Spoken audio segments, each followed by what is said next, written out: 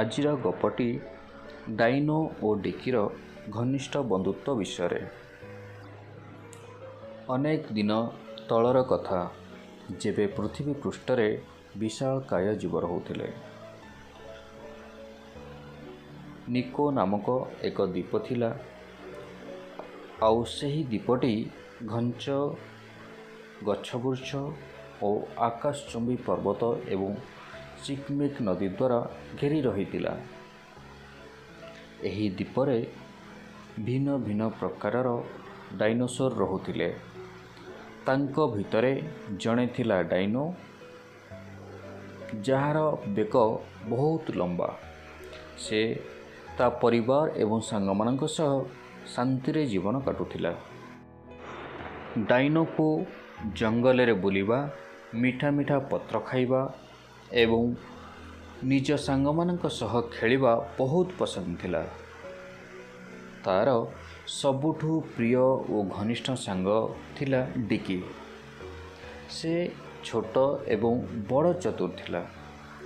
ସେ ଦୁଇଜଣ ସବୁବେଳେ ସାଙ୍ଗ ହୋଇ ଖେଳନ୍ତି ଏବଂ ଜଙ୍ଗଲର ନୂଆ ନୂଆ ଜାଗା ଖୋଜି ବୁଲୁଥାନ୍ତି।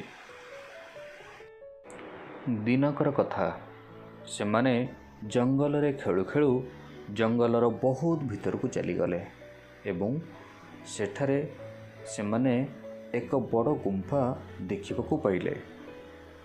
ଗୁମ୍ଫା ଭିତରୁ ଅଜବ ଅଜବ ଶବ୍ଦ ଆସୁଥିଲା। ଦୁହିଁଙ୍କୁ ଡର ବି ବହୁତ ଲାଗୁଥିଲା, କିନ୍ତୁ ଜାଣିବାର ଯେଉଁ ଇଚ୍ଛୁକତା, ତା ଆଗରେ ଡର କମଜୋର ପଡ଼ିଗଲା। ସେମାନେ ଗୁମ୍ଫା ଭିତରକୁ ଯିବାକୁ ସ୍ଥିର କଲେ। ଗୁମ୍ଫା ଭିତର କିଟମିଟ ଅନ୍ଧାର ଥିଲା। ଧୀରେ ଧୀରେ ସେମାନେ ଗୁମ୍ଫା ଭିତରକୁ ବଢ଼ି ଚାଲିଲେ। ତାଙ୍କୁ ଲାଗୁଥିଲା ସତେ ଯେପରି ଗୁମ୍ଫା ଭିତରେ ଆଉ କିଏ ଅଛି। ହଠାତ୍ ଏକ ଚକଚକିଆ ଆଲୋକ ଗୁମ୍ଫାକୁ ଆଲୋକମୟ କରିଦେଲା ଏବଂ ତାଙ୍କୁ ଏକ ବଡ଼ ଚକଚକିଆ ପଥର ଦେଖାଗଲା। ସେ ପଥରଟି ସତେ ଯେମିତି ଚମକୁଥିଲା ଏବଂ ତା'ର ଆଲୋକରେ ଯେପରି ଏକ ଅଦ୍ଭୁତ ଶକ୍ତି ଅନୁଭୂତ ହେଉଥିଲା। ଡିକି ଡାଇନୋକୁ କହିଲା, ଲାଗୁଛି ଏ ପଥରରେ କିଛି ଅଦ୍ଭୁତ ଶକ୍ତି ଅଛି। ଚାଲ ଆକୁ ସାଙ୍ଗରେ ନେଇଯିବା। ହଁ, ତୁ ଠିକ୍ କହୁଛୁ। ଚାଲ ଆକୁ ନେଇଯିବା ସାଙ୍ଗରେ। ଦୁଇଜଣ ପଥରକୁ ସାଙ୍ଗରେ ନେଇ ଗୁମ୍ଫା ବାହାରକୁ ଆସିଲେ। ସେମାନେ ଗୁମ୍ଫା ବାହାରେ ପାଦ ରଖିବା ମାତ୍ରେ ଆକାଶରେ କଳା ମେଘ ଘୋଟି ଆସିଲା। ଘଡ଼ଘଡ଼ି ମାରିଲା। ଏହା ଦେଖି ସେମାନଙ୍କୁ ଲାଗିଲା ଏହି ପଥର ସହ କିଛି ରହସ୍ୟ ଯୋଡ଼ି ହୋଇ ଅଛି। ଗାଁରେ ପହଞ୍ଚିବା ପରେ ସେମାନେ ସେ ପଥର ବିଷୟରେ ଗାଁର ଗୁରୁଜନମାନଙ୍କ ସହ କଥା ହେଲେ। ଗୁରୁଜନମାନେ କହିଲେ, ହଁ ପିଲାମାନେ, ଏହି ପଥରଟି ହେଉଛି ଏହି ନିକୋ ଦ୍ୱୀପର ସୁରକ୍ଷାର ପ୍ରତୀକ। ଏହାକୁ 1000 ବର୍ଷ ପୂର୍ବେ ନିକୋ ଦ୍ୱୀପର ସୁରକ୍ଷା ପାଇଁ ରଖାଯାଇଥିଲା। ଏହା ଗୁମ୍ଫା ଭିତରୁ ବାହାରକୁ ଆସିବା ନିକୋ ଦ୍ୱୀପ ପାଇଁ ବିପଦର ସଂକେତ ଅଟେ। ଏହା ଶୁଣି ଡାଇନୋ ଏବଂ ଡିକି ଚିନ୍ତାରେ ପଡ଼ିଗଲେ। ସେମାନେ ତୁରନ୍ତ ପଥରକୁ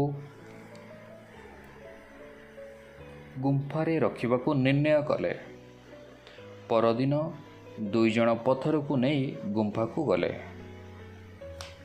ପଥରକୁ ତା ସ୍ଥାନରେ ରଖିବା ମାତ୍ରେ ଆକାଶ ନିର୍ମଳ ହୋଇଗଲା।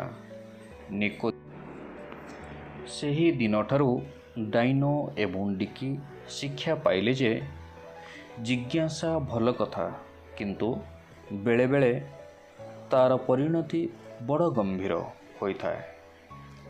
ଦୁଇଜଣ ଏବେ ବି ବୁଲାବୁଲି ଖେଳକୁଦ କରୁଥିଲେ, କିନ୍ତୁ ତାଙ୍କ ହୃଦୟରେ ପ୍ରକୃତିର ଶାନ୍ତି ପାଇଁ ଏକ ନୂଆ ସମ୍ମାନ ଜନ୍ମ ନେଇଥିଲା।